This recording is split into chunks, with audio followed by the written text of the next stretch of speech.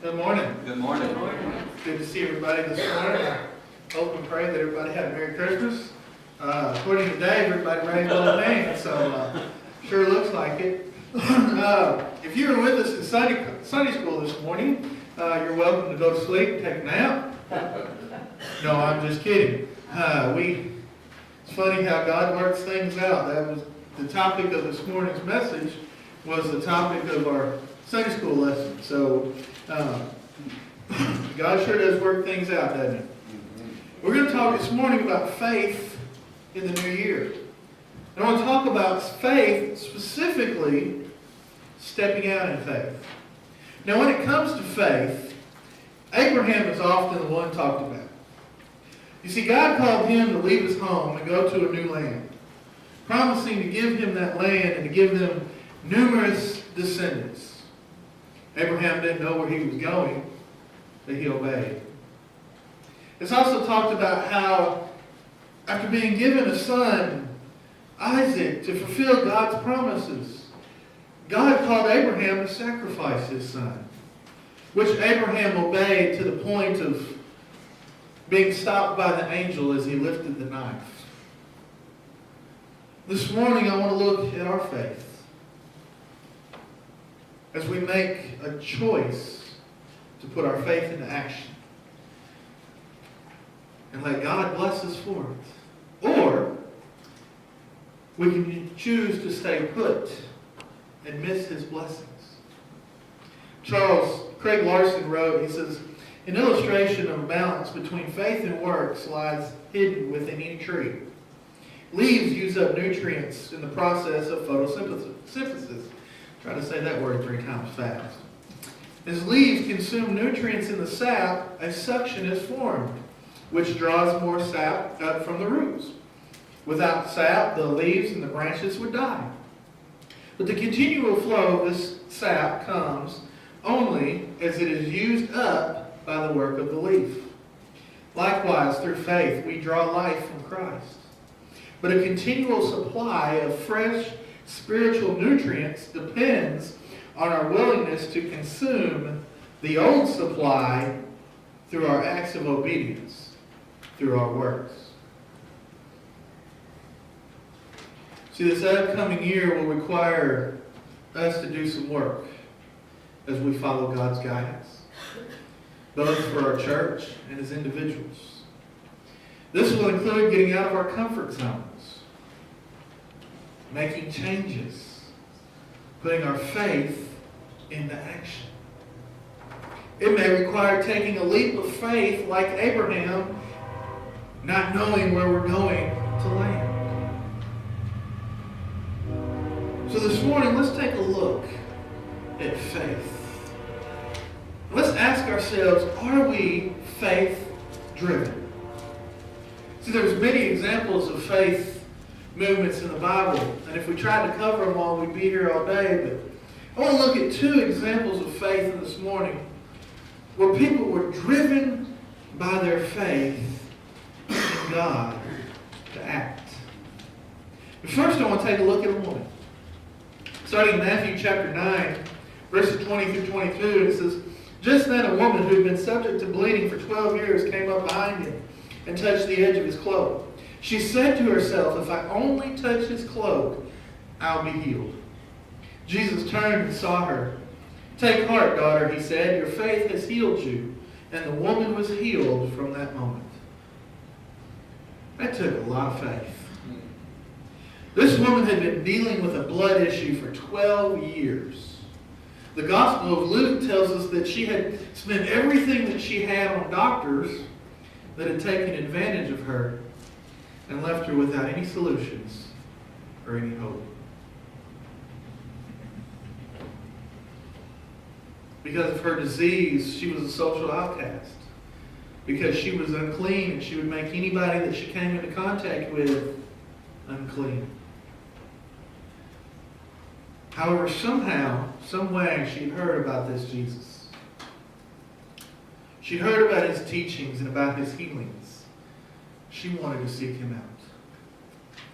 See, her faith drove her through the crowd. It drove her to simply believe that just by touching his robe, she would be healed. Now, if that's not faith, I don't know what is. She believed she didn't have to talk to him. He didn't have to touch her. All she had to do was touch his robe. When she did, the power left Jesus and immediately healed her. Jesus felt that power leave him, and he turned around, and when he saw the woman, he simply told her, "Your faith has healed you." See, this woman took a chance of making many people unclean, which would upset them because they were unclean. They couldn't participate in the Sabbath. And that included Jesus. But because of her faith, she was healed. See, this woman knew that one of two things was going to happen when she touched his robe. She knew that nothing could happen, or she knew she would be healed. If nothing happened, she had nothing to lose. However, if she was healed, she had everything to gain. Amen. How many times have you taken a chance in faith? How many times have us as a church taken a chance in faith? See, if and when we do, one of two things will happen. Either nothing will happen, or we'll be blessed. Amen. Nothing happens, we gain nothing, we lose nothing. However, if something does happen, if we are blessed, we gain much more than we can even begin to understand.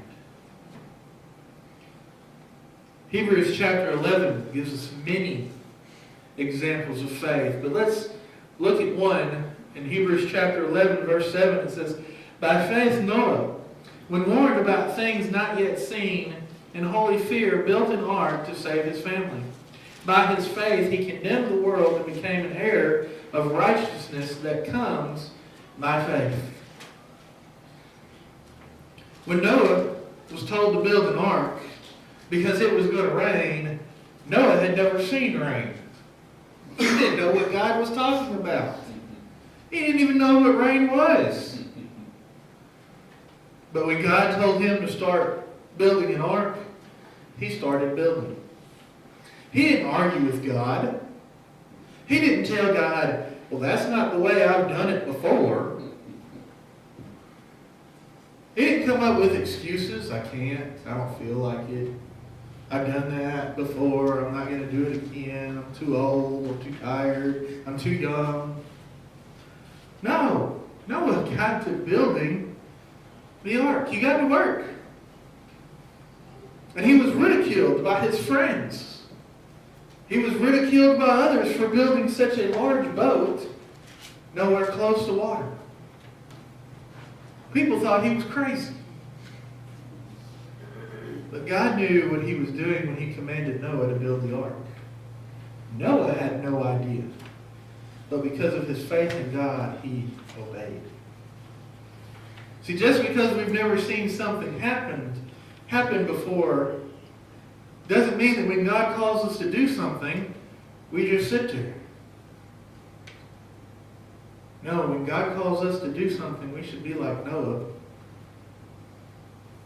and we should do it. Don't argue. Don't ask questions. Do what God tells us to do. Just because we don't understand why God calls us to do something doesn't mean we shouldn't do it. See, through his faith, Noah obeyed and thus saved his family. See, if we obey through our faith, we can save our family too. Through our faith, we may lead somebody in our family to Christ. Through our faith, we may lead a friend to Christ. Through our faith, we can save the church family for generations to come. If and only if, when God says get to work, even if we don't know why or how, we get to work.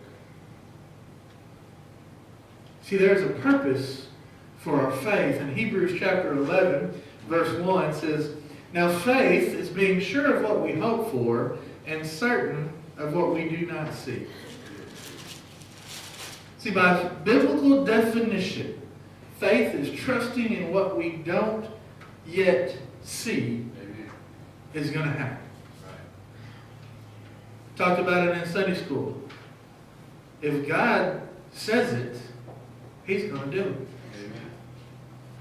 By biblical definition, that's what faith is. Just as Abraham, he'd not seen the land that he was going. And he went anyway. Noah had never seen rain. He built the ark anyway. I've never seen this church completely 100% full on a Sunday morning. So full that we've had to add chairs. Send the kids to the back for the entire service. But guess what? I have faith that God can do that. That God can take us there.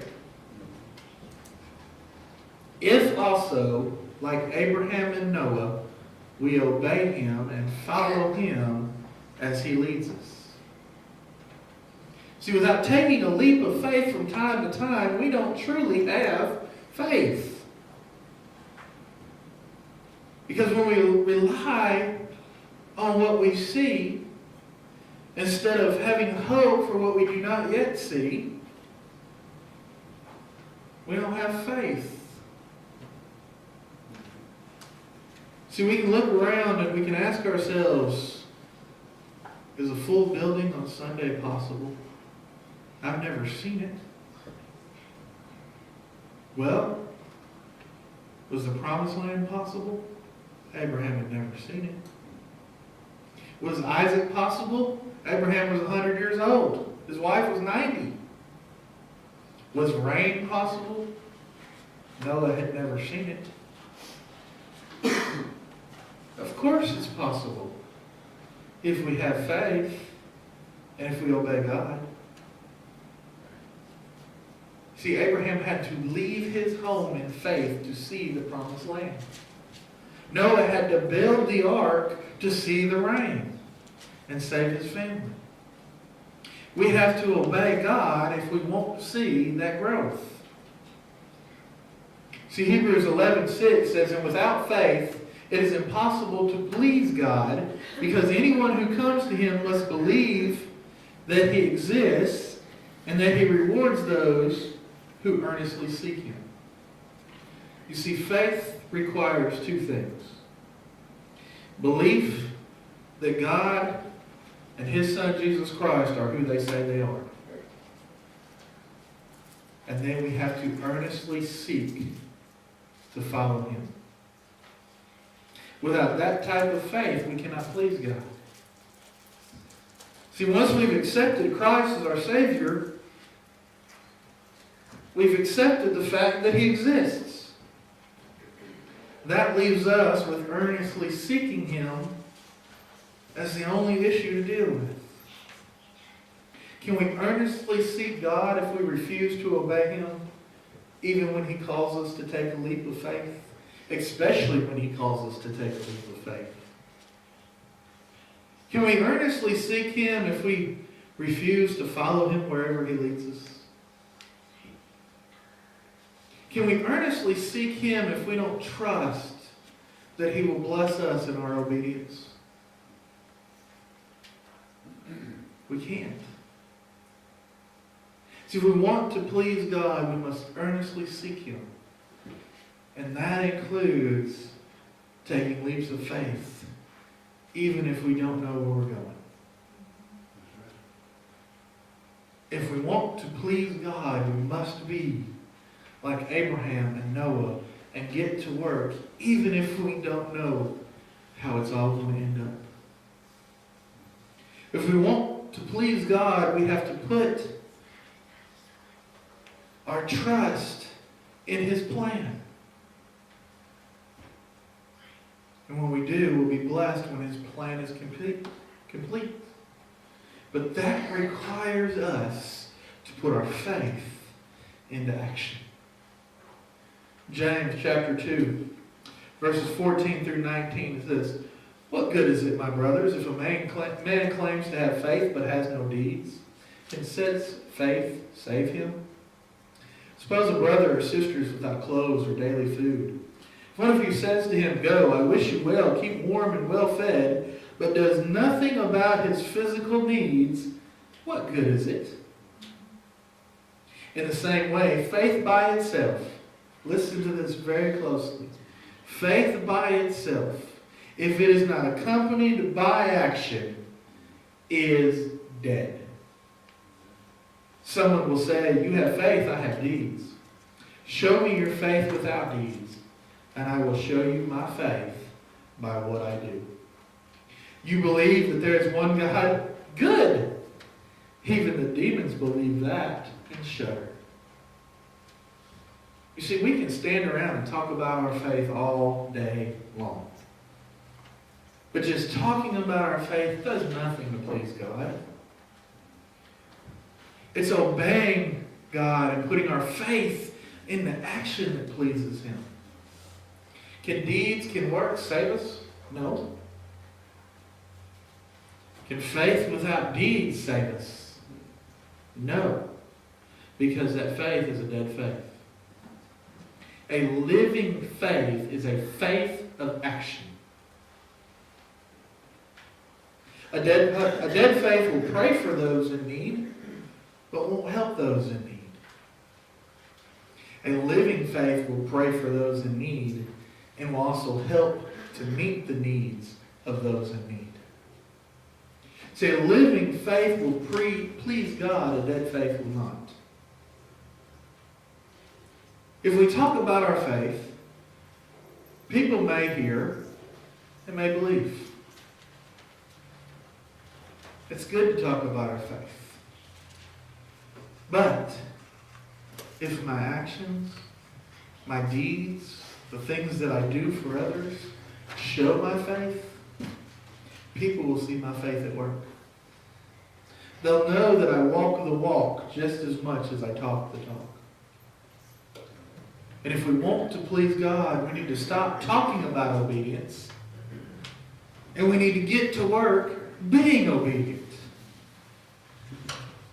Think about if Noah had talked about building the ark for the 100 years that it took him to build it, but never once lifted a finger to cut a piece of wood. He'd have been in trouble when it started to rain. He had to put his faith in what God said he was going to do into action.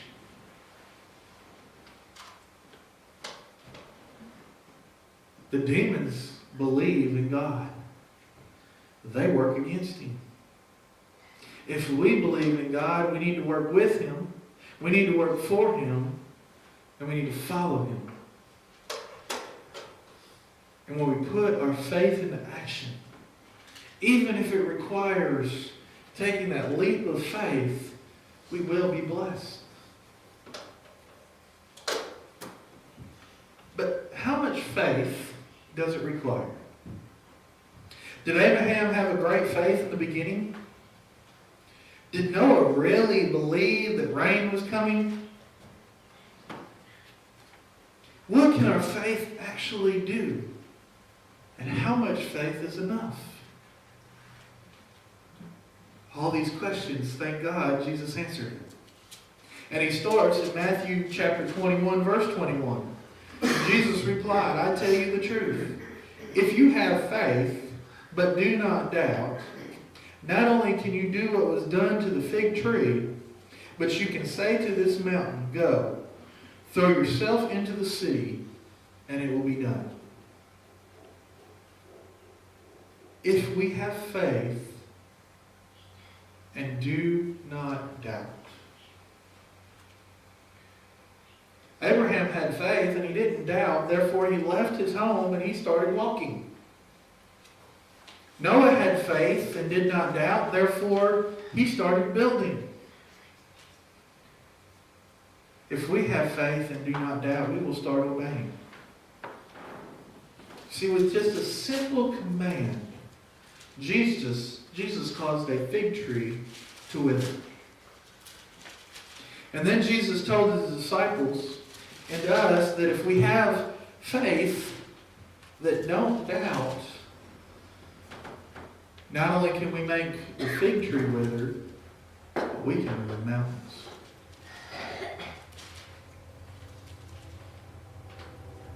Is filling up this church on a Sunday morning a mountain? In the society we live in today, that it is. But if you have faith and do not doubt, it can happen. However, with that faith, Jesus said that we have to do something. To make the fig tree wither, we have to tell it to wither. To move the mountain, we have to command it to move. In other words, we have to put our faith into action. We need to be like Abraham and start walking. We need to be like Noah and start building. Whatever God tells us to do, however God tells us to move, we have to put our faith into action if we want to move the mountain. So, if our faith can move mountains, how much faith do we have to have? Do we have to have strong faith or what? Again, Jesus answers this question in Matthew 17, verse 20. And it says, He replied, because you have so little faith, I tell you the truth. If you have faith as small as a mustard seed, you can say to this mountain, move from here to there, and it will move. Nothing will be impossible for you. Jesus said all we need is a little faith. As small as a mustard seed. If you've never seen a mustard seed, the mustard seed is the smallest of all seeds. Smaller than the tip of a pin. Yet, with just a little amount of faith, without doubts, we can move mountains. In other words, even if you have a small amount of faith, you can still put that faith into action. So you still have to tell the mountain to move. The smallest amount of faith will make the impossible possible, as long as it's according to God's will and God's purpose. You see, that being said, I have faith that God can and will someday fill our church.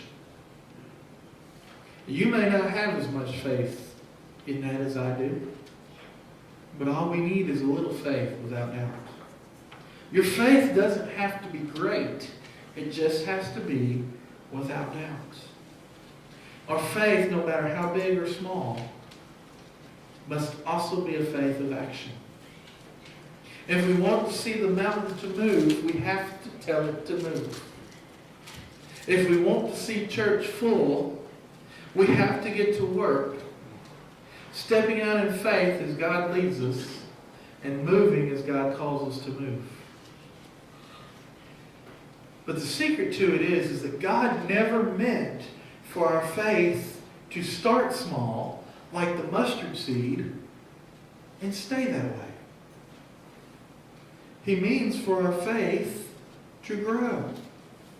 You see, the mustard seed grows into one of the biggest plants in a garden. The Bible says it's so big that birds think it's a tree and land in it. It grows from the smallest of seeds to the biggest of plants. And that's how God expects our faith to grow. You see, as we move mountains, when we see those mountains moved, our faith is to grow a little bit. Then the next time we face a mountain, our faith is to grow a little bit more. And a little bit more. To keep on growing until we have that faith of the plant. As a matter of fact, our faith should never stop growing. I don't care if you've seen mountains move, your faith still has room to grow. See, we've all seen mountains move because we've all seen prayers answered. Sometimes and just through the work of a doctor, through the work of the blessings of somebody else, we've seen prayers answered, but sometimes we've seen God move in ways that we can only explain as miracles. But you see, our faith is not going to grow until we start telling those mountains to move. And we watch them move.